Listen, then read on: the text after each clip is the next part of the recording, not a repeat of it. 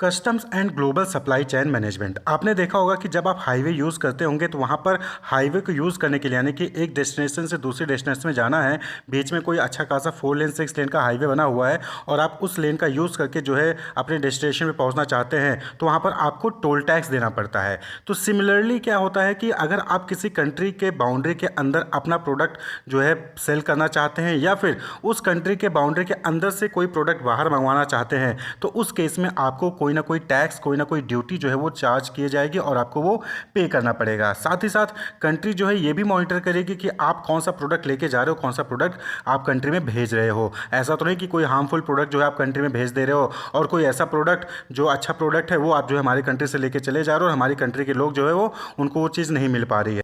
तो कंट्री के लोगों को प्रोटेक्ट करने के लिए, कंट्री के जो प्रोड्यूसर्स हैं, जो डोमेस्टिक प्रोड्यूसर्स हैं, मैन्युफैक्चरर्स हैं, उनको प्रोटेक्ट करने के लिए जो कंट्री की गवर्नमेंट होती है वो क्या करती है, वो एक डिपार्टमेंट बनाती है और वो डिपार्टमेंट जो है डिफरेंट टाइप ऑफ ड्यूटीज़ और जो टैक्सेस होते हैं इंपोर्ट और एक्सपोर्ट पे वो चार्ज करती है और साथ ही साथ इस चीज़ को भी मॉनिटर करते हैं कि कौन से चीज़ों का इंपोर्ट हो रहा है, कौन से गुड्स का एक्सपोर्ट हो रहा है। तो उसको हम कहते हैं कस्टम। कस्टम क्या हो गया? Custom refers to the government department that collects taxes on goods bought and sold and or goods brought into the country and that checks what it is brought in।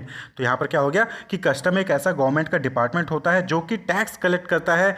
कोई भी goods जब वो खरीदा या फिर बेचा जाता है या फिर कोई दूसरा गुड्स जो है अपनी कंट्री में मंगवाया जा रहा है और क्या चीज़ मंगवाया जा रहा है उसको मॉनिटर भी करता है। तो इंडिया में जो ये गवर्नमेंट डिपार्टमेंट है उसको हम कहते हैं central board of indirect taxes and custom. Central board of indirect taxes and custom जो कि department of revenue, ministry of finance, government of India के अंदर जो है ये आता है। तो इसको हम हिंदी में सीमा शुल्क विभाग भी कह देते हैं। क्लियर? तो ये जो कस्टम डिपार्टमेंट है यानी कि central board of indirect tax and custom है, ये जो है कस्टम टैरिफ एक्ट 1975 के तहत इसको सेटअप किया गया है और इस एक्ट में जो है different guidelines, different rule regulation जो है वो कस्टम्स को लेकर बताए गए हैं कि इंडिया में कस्टम को लेकर क्या टैरिफ, क्या रूल, क्या गाइडलाइंस होंगी, कैसे जो है इसको डील किया जाएगा। क्लियर? तो जैसा कि आपको पता है कि ग्लोबल सप्लाई चेन मैनेजमेंट में क्या होता है कि जो रॉ मटेरियल है या फिर जो फिनिश गुड्स हैं वो एक कंट्री से जो है किसी दूसरे कंट्री पर मूव हो रही होती है।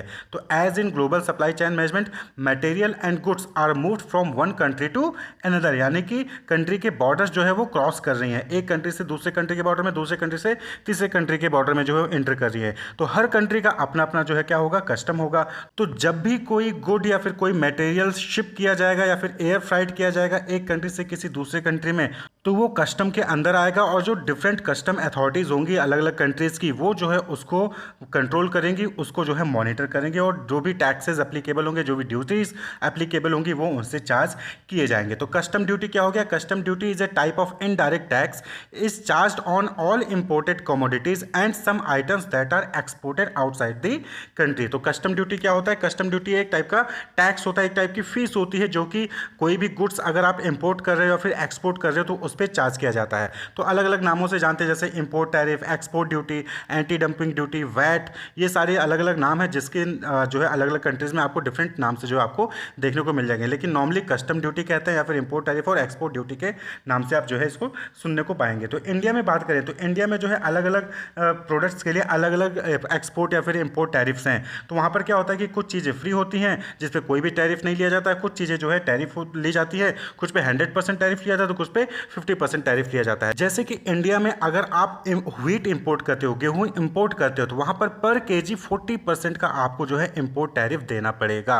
यानी कि इंडिया में कोई डोमेस्टिक पर्सन है वो जो है किसी दूसरे कंट्री से इंपोर्ट करता है क्या, व्हीट, तो उसको पर केजी 40% का टैरिफ देना पड़ेगा। वहीं पर ओट्स अगर वो इंपोर्ट करता है तो वो फ्री है, ओट्स अगर इंपोर्ट करता है तो वो फ्री है। तो यानी कि अलग अलग कंट्री के अलग अलग कस्टम लॉज हैं, अलग अलग कस्टम टैरिफ्स हैं और वो जो है अपने यहाँ पर जो है ये कस्टम टैरिफ्स को एप्लीकेबल करते हैं, इसी के अकॉर्डिंग जो है वो चार्ज करते हैं। जो चीज़ें फ्री हैं उस पर कोई टैरिफ नहीं, जो चीज़ें टैरिफ लगाई गई हैं तो उस पर उस रेट के अकॉर्डिंग टैरिफ देना पड़ेगा। और ये रेट्स जो है वो रिवाइज होती रहती हैं, यानी कि ये नहीं कि एक बार फिक्स कर दिया गया वही रेट रहेगा। यहाँ जो है गवर्नमेंट, जो भी गवर्नमेंट होगी वो इसको रिवाइज करती रहेगी। Import duty on non basmati rice is at basic tariff of 70%। वहीं पे अगर आप नॉन बासमती राइस जो है इंपोर्ट करते हो किसी दूसरी कंट्री से इंडिया में तो वहाँ पर आपको 70% का टैरिफ जो है वहाँ पर देना पड़ता है। इसी तरीके से अगर आप आयरन ओर को एक्सपोर्ट करते हो, export of iron ore lumps and fines, जिसमें कि जो आयरन है वो 58% से कम है, तो वहाँ पर आपको कोई भी एक्सपोर्ट ड्यूटी नहीं देनी है।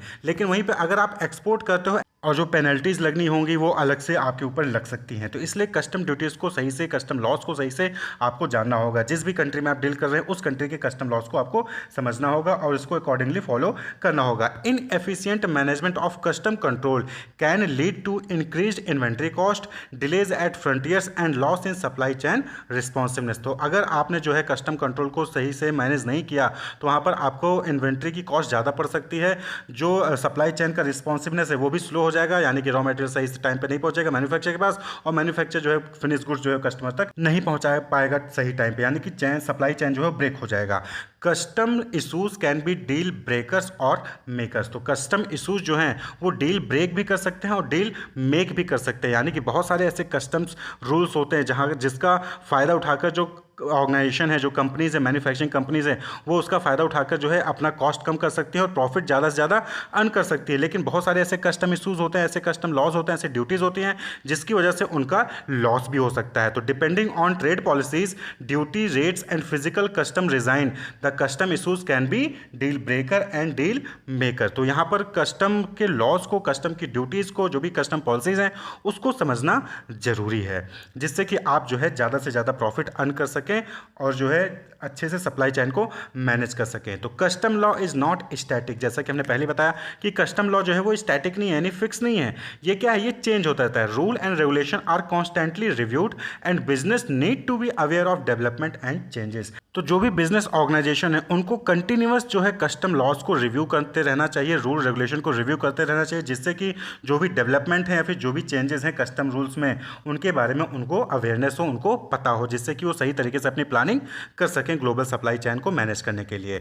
तो अलग अलग कंट्रीज जो है वो डिफरेंट कस्टम फैसिलिटीज़ भी प्रोवाइड करती है। ऐसा नहीं कि सिर्फ ड्यूटी ही चार्ज करी होती है, अलग अलग कंट्रीज अलग अलग कस्टम फैसिलिटीज़ जो है प्रोवाइड करती है अपने इंपोर्टर और अपने एक्सपोर्टर को। जैसे कि आपने नाम सुना होगा SEZ, स्पेशल इकोनॉमिक जोन, जहाँ पर जो है एक्सपोर्टर इंपोर्टर को स्पेशल फैसिलिटीज़ जो है दी जाती है, जहाँ पर उनको कम रेट पे ड्यूटी चार्ज किया जाता है, कम टैरिफ चार्ज किया जाता है। इसी तरह से एक्सपोर्ट प्रोसेसिंग जोन EPZ है, वहाँ पर भी जो है एक्सपोर्टर्स को जो है फैसिलिटीज़ दी जाती है। तो अलग अलग इंपोर्टर एक्सपोर्टर को फैसिलिटीज़ दी जाती है डिफरेंट कस्टम्स द्वारा। जैसे इंपोर्टर की बात करें तो फ्री जोन्स उनको प्रोवाइड किया जाता है। Enable goods to be stored and processed without payment of import duty और वैट। तो इसको हम फ्री जोन कहते हैं, जहाँ पर उनको कोई भी इंपोर्ट ड्यूटी या फिर कोई भी वैट नहीं देना होता है, वो जो है अपना गुड्स वहाँ पर स्टोर कर सकते हैं और प्रोसेस कर सकते हैं। इसी तरीके से इनवर्ड प्रोसेसिंग रिलीफ सस्पेंशन है, जहाँ पर कंडीशनल रिलीफ दिया जाता है on duty on imported material and component for use in the manufacture of product for export. यानी कि आप कोई प्रोडक्ट बनाना चाह रहे हो जिसको एक्सपोर्ट करोगे, अब उस प्रोडक्ट को बनाने के लिए आपको कोई मटेरियल चाहिए जिसको इंपोर्ट करना है,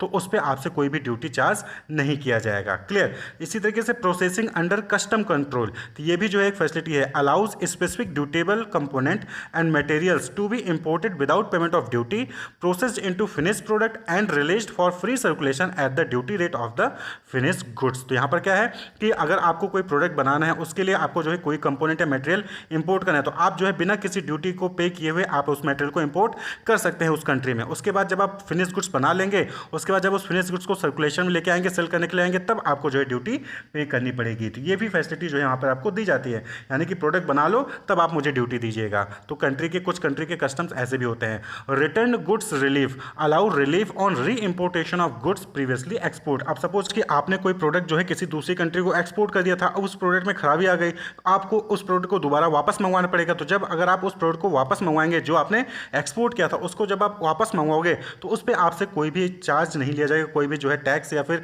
टैरिफ नहीं लिया जाएगा। तो इस तरीके का भी रिलीफ जो है प्रोवाइड किया जाता है। इसी तरीके से अगर आप कोई गुड री एक्सपोर्ट कर रहे हो या फिर इस वजह से इंपोर्ट कर रहे हो जिससे कि आप उसको डिस्ट्रॉय कर सको या डिस्पोज कर सको, तो उस पर भी कोई चार्ज या कोई ड्यूटी नहीं लिया जाता है। ऐसा नहीं है कि सभी कंट्री में ये चीज़ लागू है, कुछ कंट्री ये फैसिलिटी देती हैं, कुछ कंट्री फैसिलिटी नहीं देती हैं। क्लियर। इसी तरीके से एक्सपोर्टर के पास भी ऑप्शंस होते हैं, जैसे कि आउटवर्ड प्रोसेसिंग रिलीफ। अब सपोज करिए कि आपके पास कोई एक प्रोडक्ट है, उसमें कोई मॉडिफिकेशन कराना है, तो उस मॉडिफिकेशन के लिए आप जो है किसी दूसरी कंट्री में उस प्रोडक्ट को भेजना चाहते हैं, यानी कि आप एक्सपोर्ट करोगे, तो इस केस में आपको ड्यूटी नहीं ली जाएगी। यानी कि EU गुड्स के केस में खासकर यहाँ पर है allow relief from duty on EU goods री इंपोर्टेड आफ्टर रिपेयर और प्रोसेस अब्रॉड। यानी कि कोई ऐसा गुड्स जो कि यूरोपियन यूनियन से आता है और उस गुड्स को जो है आप किसी दूसरे कंट्री में भेज रहे हो, जिससे कि उस गुड्स को रिपेयर करवा सको या फिर उसमें कोई मॉडिफिकेशन करवा सको और उसके बाद फिर से आप इंपोर्ट कर लोगे उस गुड्स को, तो इस केस में जो है आपसे यानी कि बीइंग एक्सपोर्टर आपसे कोई भी टैरिफ नहीं लिया जाएगा। भाई आपने अपना प्रोडक्ट किसी दूसरी कंट्री में एक्सपोर्ट किया ना रिपेयर करवाने के लिए,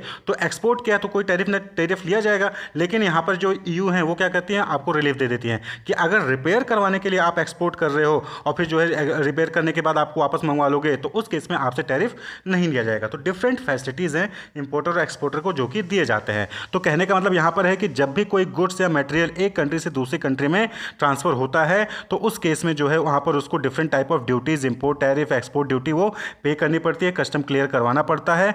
तो उसके बारे में सभी बिजनेस ऑर्गेनाइजेशन को कंटिन्यूस बेसिस पे नॉलेज रखनी चाहिए, इन्फॉर्मेशन रखनी चाहिए, और ये कस्टम्स जो है चेंज भी होते रहते हैं, इसलिए अप टू डेट रहना चाहिए, जिससे कि उनके सप्लाई चेन मैनेजमेंट जो है कंटिन्यूस बेसिस पे चलता रहे, कोई भी ब्रेकडाउन ना आए। Wish you all the best, keep watching.